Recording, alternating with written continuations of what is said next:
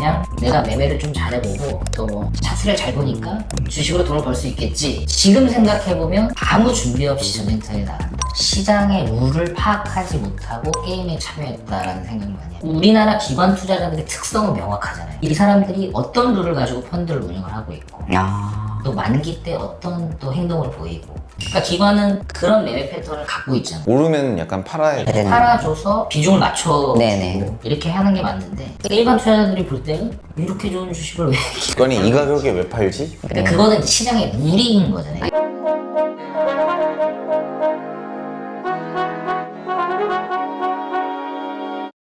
어떤 그 자산가분을 만났을 때 몇백만 원에서부터 이제 500억까지 이렇게 하는데 하루 종일 주식을 한다고 하셨잖아요. HTS에 그냥 가만히 앉아 있는다고 되는 건 아니지 않습니까, 사실은? 예, 그래서 그분만의 어떤 좀 특별한 어떤 루틴이나 패턴이 있었나. 일단은 그런 분들은 사실 이게 주식은 정보 싸움이기 때문에 네트워크 관리가 굉장히 중요해요. 그러니까 결국 네트워크 관리라는 건 또 사람 관리. 그러니까 사람을 잘 계속 관리를 하고 자기의 정보를 받으려면 또 정보를 줘야 되고. 그렇죠. 근데 그런 이제 순환적인 관계, 서로 상호 보완해주는 관계, 이제 그런 게 사실 중요하고. 그리고 이제 이게 그 수익을 뭐 많이 하는 것도 중요하지만 리스크 관리가 일단 첫 번째로 되게 중요하기 때문에 이제 그러니까 결과적으로는 이제 뭐 매매 시장 끝나고 나서는 이제 거의 이제 사람 이제 많이 만나는데 이제 그런 분들이 대부분 이제 뭐 현업에 있는 분들을 만나거나 아니면 이제 투자 관련하시는 분들, 아까도 말씀드렸지만 뭐 비상장 같은 거에 이제 PT를 가시고, 근데 다 그런 쪽으로 일단 하는 것들이 제가 볼 때 좀 노하우지 않나 좀 싶고요. 그리고 이제 또 이게 갈수록 또 저희가 이제 시장이 또 좀 어려워지는, 그럴수록 이게 더 옆에서 이제 도와주고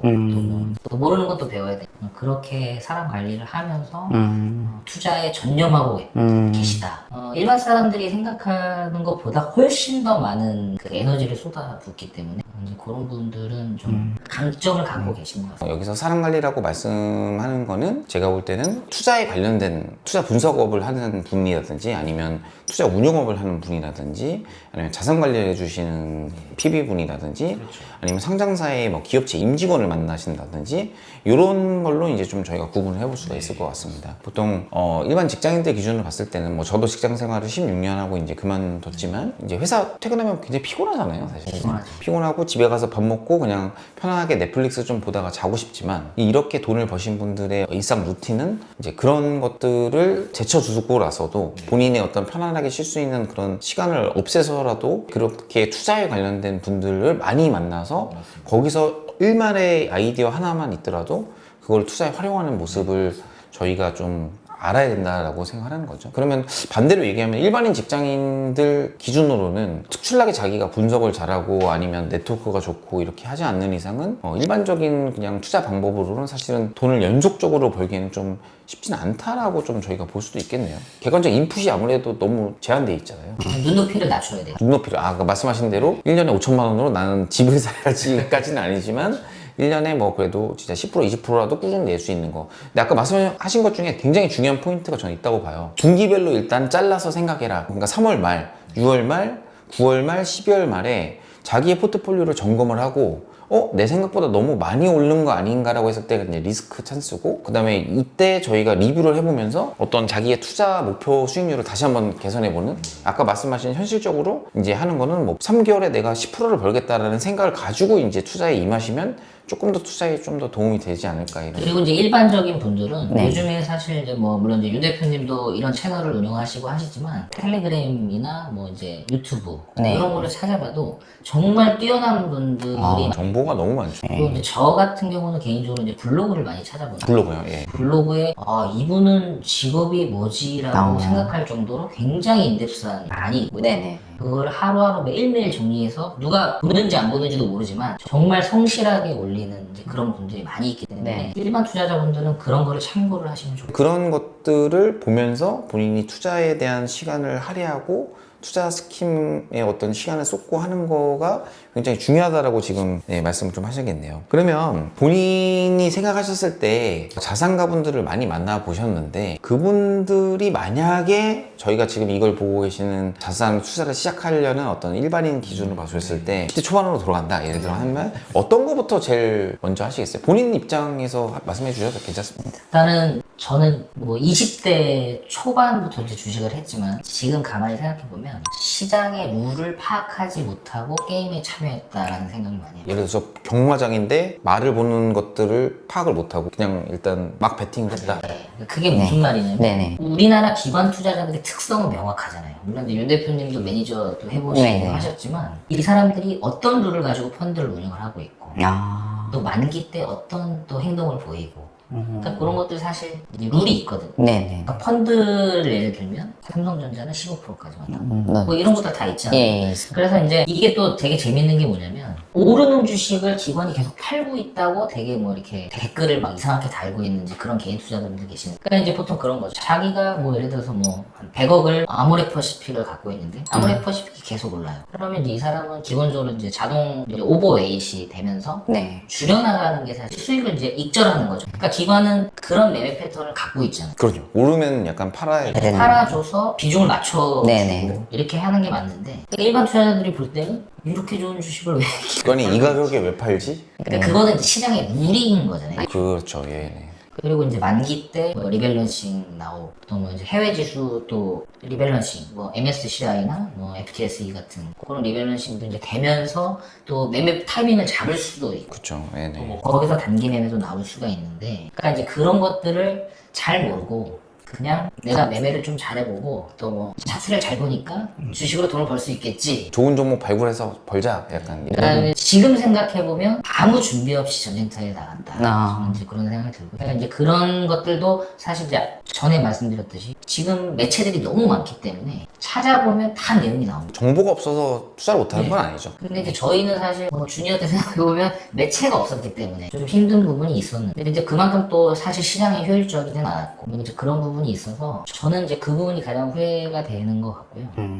지금 이제 준비하시는 분들도 이렇게 공부할 수 있는 이제 방법은 많이 있어요. 네, 그렇죠. 그래서 이제 그런 것들을 좀 활용하고 또 준비해서 또 하면은 수익을 좀 더 빨리 낼 수 있지 않을까. 일단 뭐 저희 어릴 때 불과 뭐 10년, 20년 전만 하더라도 그때랑 지금의 투자 환경과 정보의 유통 속도는 굉장히 틀리다고 생각이 들거든요. 그리고 아까 말씀하신 것 중에 조금 어려운 부분이 있어서 부연 설명을 좀 드리면은 이제 기관 투자자가 왜 좋은 주식을 올라갈 때마다 팔까라는 얘기는 예를 들어서 아모레퍼시픽을 말씀해 주셨는데 아모레퍼시픽이 이제 펀드에 2%가 있습니다. 다른 주식은 다 그대로 있다고 가정을 할게요. 그럼 이게 20%가 올랐어요. 그럼 어떻게 되죠? 전체 펀드에서 비중이 2.4%가 됩니다. 그리고 다음날 또 뭐 10%가 올랐어요.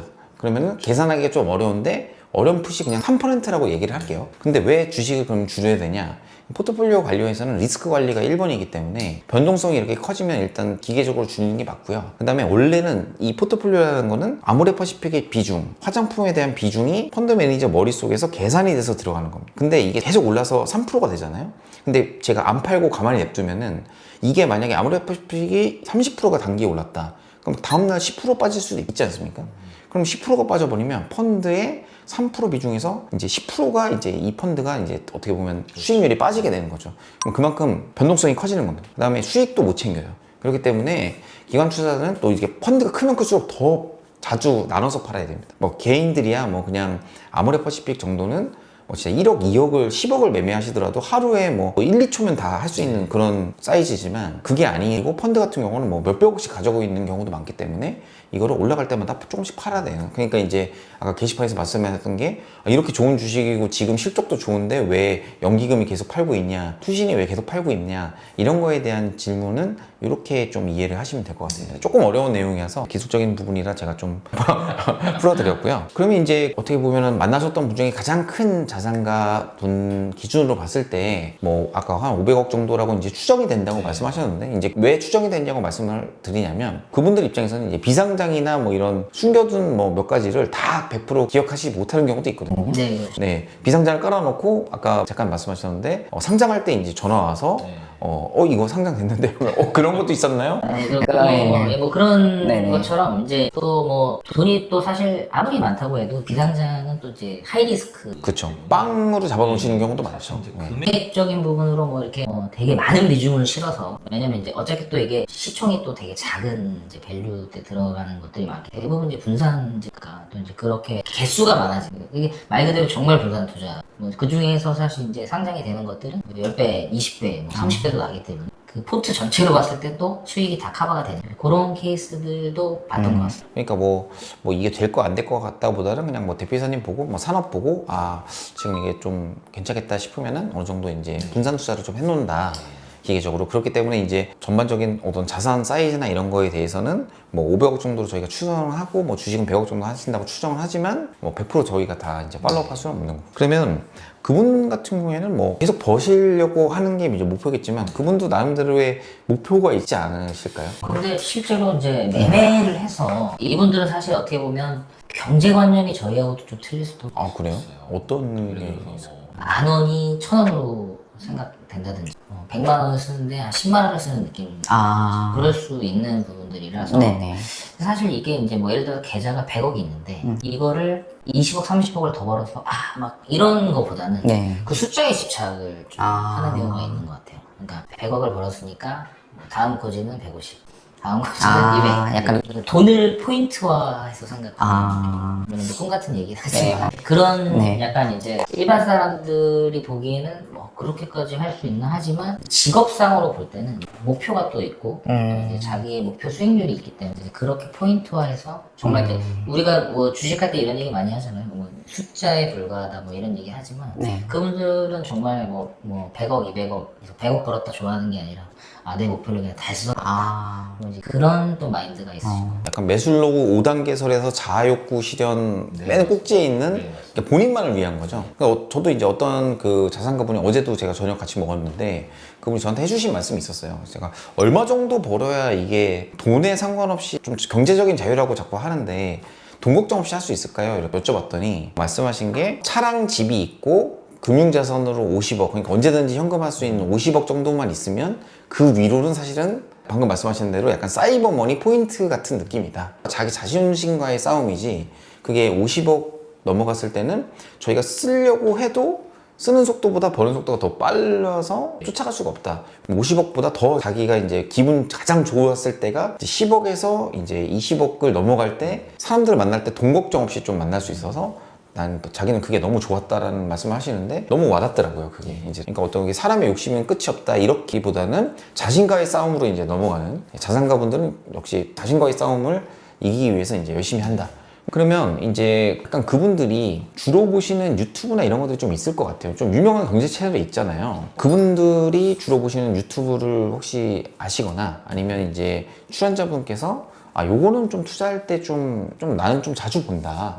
예, 그래서 뭐 보통 슈카 이런 것들을 많이 말씀하시는데 사회현상들을 많이 설명해 주시니까 혹시 본인이 이렇게 좀 즐겨보신 채널이 있을까요? 저는 사실 이제 유튜브에서는 이제 하나 정도만 보고 있는데 뭐 이렇게 명칭을 사실 구체적으로 네, 얘기하셔도 상관없습니다. 네.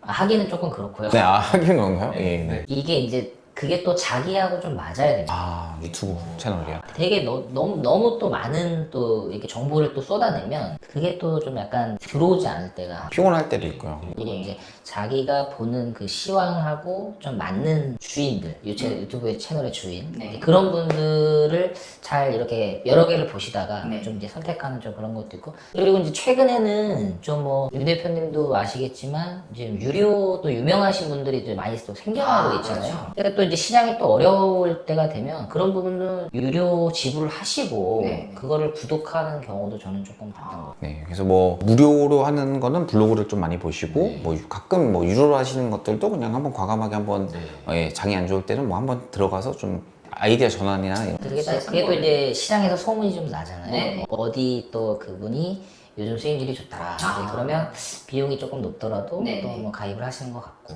그렇습니다. 그런 분들 자산가분들도 그런 거에 돈을 안 아끼시는 거예요. 그러니까 아까도 뭐 사람 관리 이런 것도 사실은 다 이제 투자거든요. 그러니까 이제 투자하는데 들어가는 투자 비용은 아끼잖아요. 어떤 투자에 관련된 시간과 돈과 사람을 만나는 데 비용은 아끼지 않는다. 이것도 굉장히 중요한 포인트네요. 그러면 요즘에 그 자산가분들 사이에서 가장 얘기가 많이 나오는 게 한 2가지 정도 있거든요. 네. 제일 첫 번째 키워드는 사실 금투세입니다. 그래서 금투세 관련돼서는 좀 정치적인 얘기는 좀 제외하고 뭐 어떻게 지금 자산가들이 대응을 하고 생각을 하고 계신지 그게 좀 궁금하거든요. 뭐 이제 최근에 이제 뉴스에도 좀 많이 나오는데 실제로 이제 자금 유출은 진행 중입니다. 진행 중이고 대부분 미국 주식 쪽으로 이제 가시거나 아니면 이제 일본 주식을 좀 사시는. 아, 일본 주식이요? 처음 제가. 그러니까 일본 장이 솔직히 이제 최근에 조금 좋았었고 또 이제 그랬기 때문에, 그리고 이제 최근에 성장 산업이라고 볼 수 있는 이제 로봇이나 이런 것들은 사실 일본 회사 좀 좋거든요. 그러니까 이제 그런 쪽으로 이제 자금을 조금 옮기시는 분들도 있고요. 그리고 이제 제가 개인적으로 생각했을 때는 이게 이제 문제가 되는 게 뭐냐면 이제 환율 문제도 사실 조금 있기 때문에 사실 달러를 매수한다는 관점에서 또 미국 장을 또 가시는 분들도 사실 있습니다. 어차피 지금 이제 달러가 또 계속 강세가 되고 원화가 약세가 되다 보니까 약간 이제 자금을 그렇게 또 좀 분산, 그러면서 또 어차피 주식도 좀 살 수가 있기 때문에 그런 것들이 지금 이제 금투세하고 좀 맞물려서 진행 속도가 좀 빠르지 않나. 저는 좀 그런 생각을 하고 있고, 근데 기본적으로 이제 금투세를 보시는 부분에 대해서는 이제 세금은 사실 뭐 벌면 낼 수도 있는데 문제는 이제 주주환원율이 사실은 이제 뭐 다 아시는 부분이지만 제일 큰 문제라고 생각을 하는 것 같고, 과연 지금 이제 뭐 세금을 실제로 매기게 됐을 때 저는 좀 이탈을 크게 할 거라고 저는 생각하고 그분들도 항상 이제 그런 말씀을. 그래서 이 금투세가 굉장히 예민한 부분이긴 하잖아요. 근데 이게 100% 시행이 될지 안 될지를 지금 단계에서 100% 알 수 있는 사람은 없다라고 저는 생각을 하고 있어요. 어차피 정치적인 이슈는 저희가 토론한다고 해서 바뀌는 건 아니기 때문에 어느 정도 이렇게 자산가분들이 생각을 하고 계시구나 생각을 하시면 될 것 같고, 이거랑 맞물려서 두 번째 키워드가 또 바로 나오거든요. 그래서 금투세가 시행되면 이제 if입니다. if. 만약에 시행된다면 하면 그때부터 두 번째 키워드로 들어가는데 이게 이제 해외 이민이에요. 그래서 자산가분들이 벌써부터 지금 싱가포르나 뭐 미국, 캐나다, 호주 이런 데로 좀 자주 좀 나가세요. 원래는 해외 잘 안 나가셨던 분들인데 적극적으로 지금 나가서 좀 뭐라도 보고 오겠다 이렇게 말씀을 하시고, 실제로 거기 현지에 있는 어떤 PB센터나 이런 어떤 VIP 라운지나 이런 데서의 컨설팅을 좀 받고 오신 것 같다는 생각이 저희 주변에도 좀 많이 얘기가 들었습니다. 그래서 이런 부분은 또 저희가 감당을 해야 되는 부분인데 어떻게 생각하시는지. 일단은 이제 금투세 시행